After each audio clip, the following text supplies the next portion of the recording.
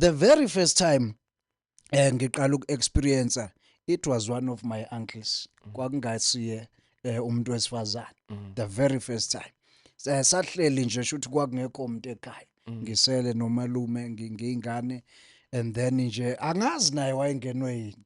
Athi nje mshana, hey, akhulula ibhlukwe ke yabo. Azama ukufaka ke lento yakhe la. So shuthi akayanga deep the way ngirecalla ngakhona, because I didn't feel any pain. Ayikho futhi nento mhlawumbe idamage engathi yenzeka. Angithi mawengane uyagezwa.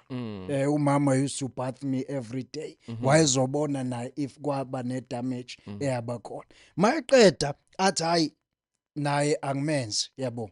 Naye angimenzi nami ngithi hayi ngeke phela ngeke wenze mina ngingenzi. As young as I am, mhlambe mangathi ukurecalla, maybe I was there at the age of 7 years, 8 years. Maybe I was around there. I can't recall ngoba kwakudala kakhulu. So nami ke yabo, hayi kudlule. Yang affecta ke kodwa leyo nto. Ngoba ngayithuka sengiyingane makudlalwa nezingane zakwamakhelwane osisabadala, sengibabhalela incwadi mina. Ngifuna ukubalala.